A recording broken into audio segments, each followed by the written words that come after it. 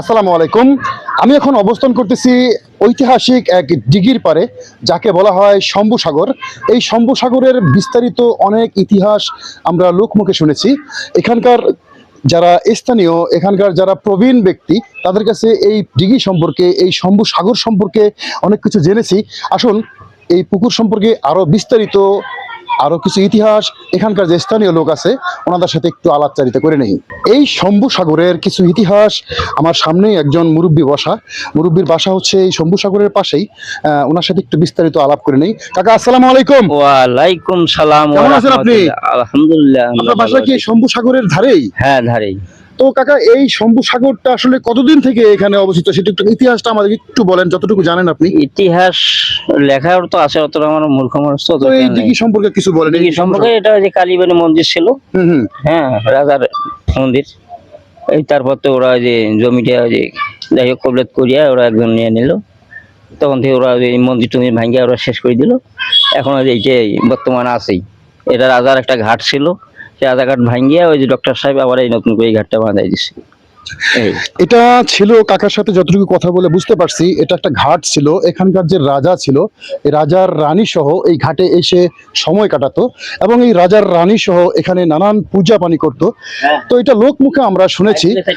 এই শম্ভু সাগরের আরো বিস্তারিত, আরো অনেক কিছুই আপনাদের মাঝে তুলে ধরবো। আসুন এই শম্ভু সাগরের পুরো চিত্রটা দেখে নেই। লালমনিরহাটের কালীগঞ্জ উপজেলায় অবস্থিত ঐতিহ্যবাহী কাকিনা জমিদার বাড়ি প্রায় 350 বছরের পুরনো ইতিহাস ধারণ করে। বাড়িটির ভেতরে অবস্থিত শম্ভু সাগর নামক ঐতিহাসিক জলাশয়টি জমিদারদের অন্যতম একটি নিদর্শন। 1687 খ্রিস্টাব্দে মুঘল সম্রাটের দেওয়া সনদের মাধ্যমে কাকিনা জমিদারি প্রতিষ্ঠিত হয়।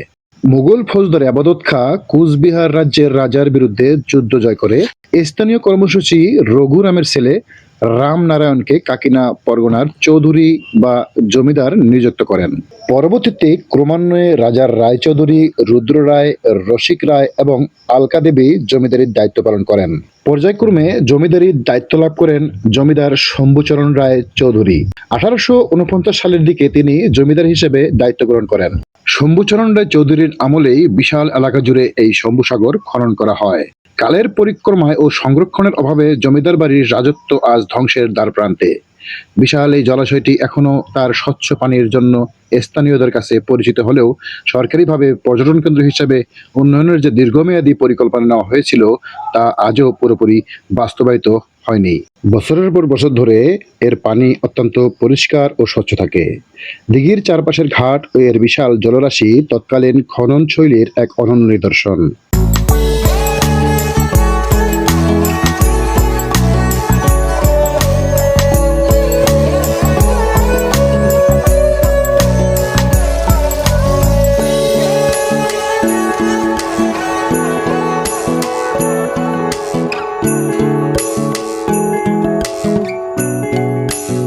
আমি আপনাদেরকে এই শম্ভু সাগরের নানান দিক তুলে ধরার চেষ্টা করেছি, নানান সাইড দেখানোর চেষ্টা করেছি। যদি আপনাদের ভালো লেগে থাকে, লাইক, কমেন্ট, শেয়ার দিয়ে আমার পাশে থাকবেন। ভালো থাকবেন। আসসালামু আলাইকুম।